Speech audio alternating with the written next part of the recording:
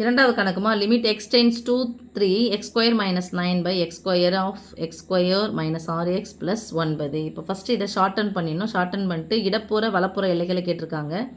So 3 minus 3 plus ரெண்டு value நம்ம கண்டுபிடிக்க முடியும். அதுக்கு முன்னாடி இதை ஷார்டன் பண்ணிக்கலாம்.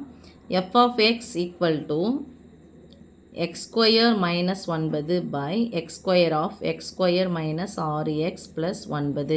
இங்கே ஸ்கொயர் இருந்துச்சுன்னா அந்த நம்பரையும் ஸ்கொயர் வடிவத்தில் மாற்றுங்க. 3 ஸ்கொயர்னு வந்துடும். ஓகே, இங்கே என்ன பாருங்கள், 3னுடைய டபுளாக அது இருக்காங்க. 1 இருக்கணும், இங்கே 3 இருந்து டபுளாக இருக்கா. 3 2 6 இருக்குது அப்படின்னு சொன்னால் ஃபார்முலா என்ன உங்களுக்கு தெரியும். a square minus 2ab plus b square formula a minus b தான் ஹோல் ஸ்கொயர் ஃபார்முலா. இல்லைங்க மிஸ், எது எனக்கு கஷ்டமாக இருக்குன்னா டி வகுத்தல் முறையில் போடுங்க. இருபடி கோவை இது.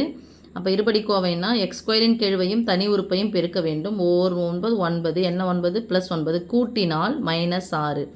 அப்போ 3 3 9 கூட்டினா மைனஸ் 6 வரும். அப்போ -3 -3 ரெண்டு மைனஸ் பெருக்குனா ப்ளஸ் வந்துடும். ஓகே, முன்னாடி என்ன போட போகிறோம், எக்ஸ் ஸ்கொயர் இருந்துச்சுனாங்க ஒரு எக்ஸ் இருந்துச்சுன்னா ஒரு எக்ஸ் ஸ்கொயர் இருந்துச்சுன்னா ஒரு எக்ஸ்னு போட போகிறோம்.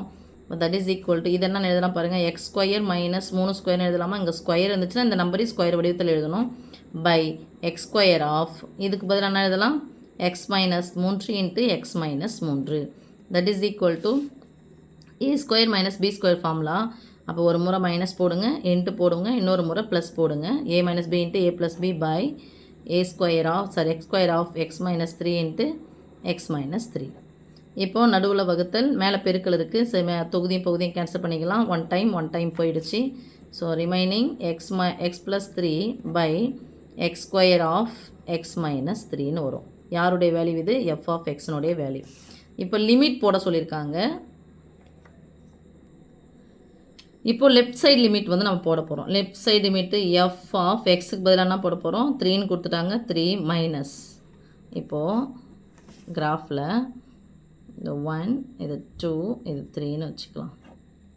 இந்த ப்ளஸ் 3 லெஃப்ட் சைட்லேருந்து அப்ரோச் பண்ணுது, அதுக்கப்புறம் ரைட் சைட்லேருந்து அப்ரோச் பண்ணுது. லெஃப்ட் சைடு அப்ரோச் பண்ணும்போது 2.9 வச்சுக்கிறேன். வேல்யூ என்னன்னு சொல்லிட்டு கண்டுபிடிக்கணும். அது குறிகள் தேவை, அதுக்காக போடுறோம். இங்கே +3ன்னு போட்டால் +3 ஆகிடும், +6 6 பை 3 - 3 ஆகிடும், 0 ஆகிடும். Anything by 0 equal to infinitive. இதனுடைய ஆன்சர் நமக்கு இன்ஃபினிட்டிவ் தான். ஆனால் ப்ளஸ் இன்ஃபினிட்டிவா மைனஸ் இன்ஃபினிட்டிவா அப்படின்றத நம்ம பார்க்க போகிறோம். ஓகே, இப்போது 2.9ன்னு போட்டோம் அப்படின்னு சொன்னால் அங்கே ரஃப் ஒர்க் போட்டுங்க சாமி. எக்ஸுக்கு பதிலாக 2.9 + 3 பை 2.9 தான் ஹோல் ஸ்கொயர் இன்ட்டு 2.9 - 3. இப்போ பார்க்குறோம், இதுவும் ப்ளஸ் மேலேனா வந்துடும், ப்ளஸ் வந்துடும். இது ப்ளஸில் தான் இருக்க போகுது. இன்ட்டு ஒரு மைனஸ் வந்தால் கழிக்கணும். பெரிய எனது சின்ன என்ன கழிச்சிட்டு பெரியனுடைய குறிப்பிட்ட என்ன வந்துடும், மைனஸ் வந்துடும். ஸோ இங்கே மைனஸ். ஸோ ஒரு மைனஸ் இருந்துச்சுன்னு சொன்னாவே என்ன வரப்போகுது, ஆன்சர் மைனஸ் தான் வரப்போகுது. So minus infinitive. அடுத்தது F of 3 plus right side வேல்யூலேருந்து வரும்.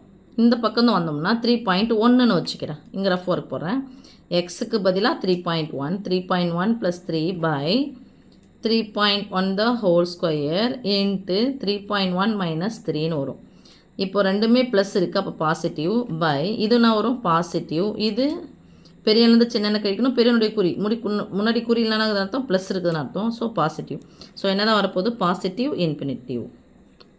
ஓகே, ஸோ ரெண்டு லிமிட் கண்டுபிடிச்சாச்சு. F of 3 minus infinitive, F of 3 plus infinitive. Okay.